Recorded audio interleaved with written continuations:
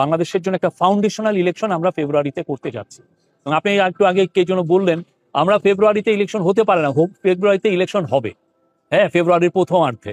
তো সেই বিষয়টাও জানানো এবং সেই যে আপনি 15 বছরে যে মিসরুল, যে ধরনের অপকর্ম করা হচ্ছে, সেগুলোর থেকে বাংলাদেশের যে ডেমোক্রেটিক ট্রানজিশনের জন্য কি কি কাজ এই গভর্নমেন্ট করছে, সেই কাজগুলোও সবাইকে জানানো, যে কি ধরনের রিফর্ম আমরা এই গভর্নমেন্ট এনেছে, কি ধরনের ইকোনমিক রিকভারি হয়েছে। আপনি জানেন একটা ভগ্ন, মানে একদম আর্থকোয়েক শ্যাটার্ড একটা ইকোনমি এই গভর্নমেন্ট ইনহেরিট করেছিল। সেই জায়গায় আমরা এই গভর্নমেন্ট কি কি কাজ করেছে ইকোনমিকে আবার সেই আগের জায়গায় নিয়ে আসার জন্য, সেই জিনিসগুলো, মেসেজগুলো দেওয়া। আর মূল মেসেজ হচ্ছে যে আমরা ফেব্রুয়ারিতে 15 ফেব্রুয়ারির মধ্যে, ফেব্রুয়ারি প্রথমার্ধে ইলেকশন করতে যাচ্ছি এবং এটা একটা ফ্রি, ফেয়ার, পিসফুল, ক্রেডিবল এবং খুবই উৎসব মুখর একটা ইলেকশন হবে।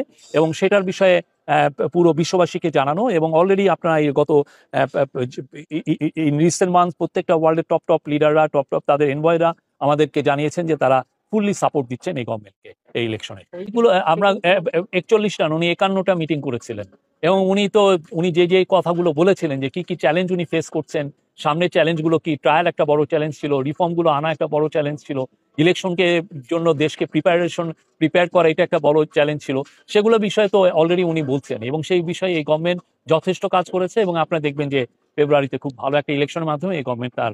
এবং আজকে অজয় ব্যাঙ্গা তাকে জিজ্ঞেসও করেছিলেন প্রেসিডেন্ট, ওয়ার্ল্ড ব্যাংকের প্রেসিডেন্ট, যে আপনি এরপরে কি করবেন। উনি বলেছেন যে উনি ওনার আগের যে কাজ, হ্যাঁ, যে কাজে উনি আনন্দ পান, সে কাজে ফিরে যান। আপনি ডাকসুর ইলেকশন দেখেছেন, 40,000 ভোটার ছিল সেখানে, সুষ্ঠু ইলেকশন হয়নি, 80% লোক ভোট দিতে গিয়েছে, হ্যাঁ, প্রত্যেকটা। এবং যারা ভোটে, এর চেয়ে বড় রকমের ইনক্লুসিভ ইলেকশন এবং পিসফুল ইলেকশন ডাকসুর ইতিহাসে আরেকটা হয়েছে, জাকসুর ইতিহাসে আরেকটা হয়েছে। তো বাংলাদেশের মানুষ তারা তাদের ভোটাধিকার প্রয়োগ করবে এবং খুবই ভালো ইলেকশন হবে। আর আওয়ামী লীগের আপনি 30-40% কোথা থেকে পেলেন আমি জানি না। আপনি কি নিজে কোনো সার্ভে করিয়েছেন? না, আপনি সার্ভে করিয়েছেন নাকি যে এটা 30% বা 40%? যারা খুনির একটা পার্টি, খুনির পার্টির 10% থাকলেই কি আর 1% থাকলেই কি? তারা হাজার হাজার মানুষকে গুম করেছে, হাজার হাজার মানুষকে খুন করেছে। আপনি তো জার্নালিজমের কত